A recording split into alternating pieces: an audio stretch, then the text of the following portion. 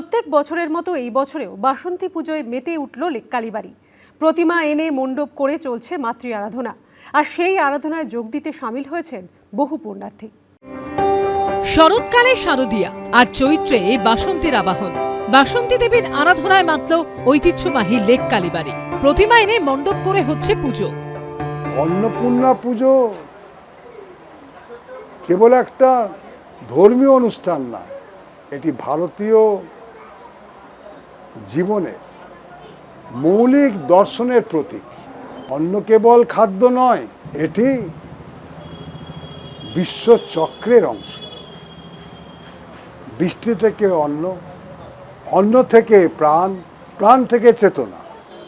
অন্নপূর্ণা সেই চক্রের দেবী। এই পুজো ত্যাগ ও ভোগের সমন্বয়। শিব ত্যাগের প্রতীক, আর অন্নপূর্ণা ভোগ বা জীবন ধারণের প্রতীক।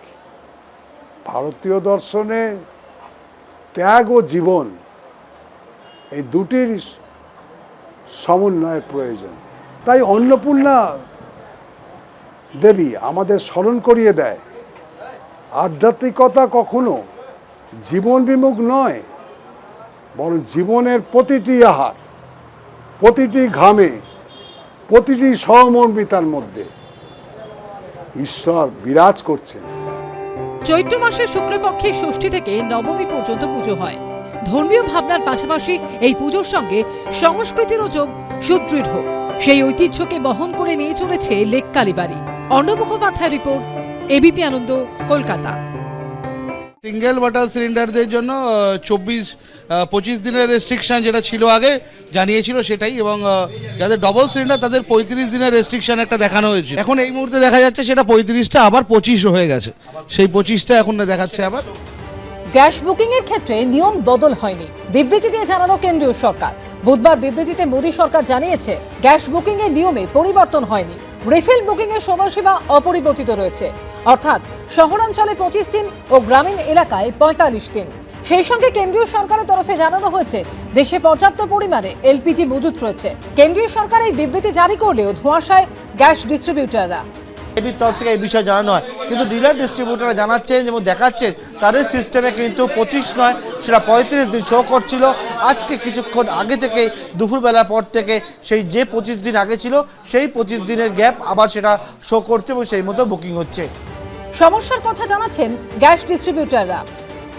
সিস্টেমটা তো আমরা কোনো মতে অপারেট বা কন্ট্রোল করছি না, ডিস্ট্রিবিউটাররা। আমাদের সিস্টেমে কি করে তাহলে চেঞ্জ হলো? সিস্টেমটা চেঞ্জ করবার জন্য ইন্ডিয়ান অয়েল বা বিপিসি বা এইচপিসি এদের অফিসাররা ছাড়া সিস্টেমে কোনো রকম রদবদল করতে পারে না। তো আমরা আমাদের সিস্টেমের মধ্যে দেখেছি যে কালকে সন্ধ্যাবেলার পরে সিস্টেমটা 35 দিনের হয়ে গেছিল, আবার এটাকে 25 দিন করে দেওয়া হয়েছে। কাস্টমাররা একটুখানি স্বস্তির নিঃশ্বাস নেবে। এদিকে পশ্চিম এশিয়ায় যুদ্ধের আবহে বিভিন্ন জায়গা থেকে সামনে আসছে এলপিজি সংকটের ছবি। 500 বুক হলে 200 মাল আসছে, ঘাটতি চলে। এই মাল দেবো কোথায়? আমরা যখন এলাকায় যাচ্ছি তখন তারা এলাকার থেকে আমাদের ভ্যান থেকে অলরেডি তুলে নিয়ে যাচ্ছে, বা তারা জোরপূর্বক তাদের জোর খাটাচ্ছে। আমরা তাদের সাথে পেরে উঠছি না, তার জন্য আমরা তালা লাগিয়ে কাজ করতে বাধ্য হচ্ছি। সমস্যায় পড়েছেন অটো চালকরা। তাদের দাবি গ্যাসের যোগান কম, তাই পেট্রোল পাম্পে গিয়ে দীর্ঘক্ষণ লাইনে দাঁড়াতে হচ্ছে।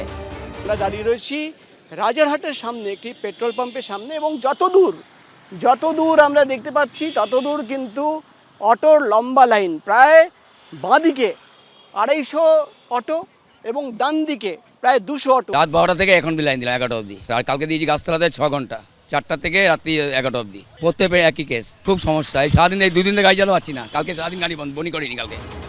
এই সংকট কতদিনে কাটবে? পরিস্থিতি কবে স্বাভাবিক হবে?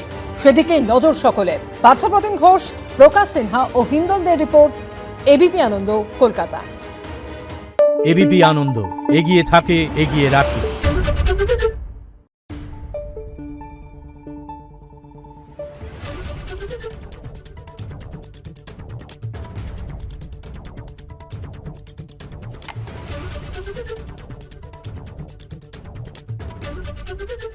এবিপি আনন্দ, এগিয়ে থাকে, এগিয়ে রাখে।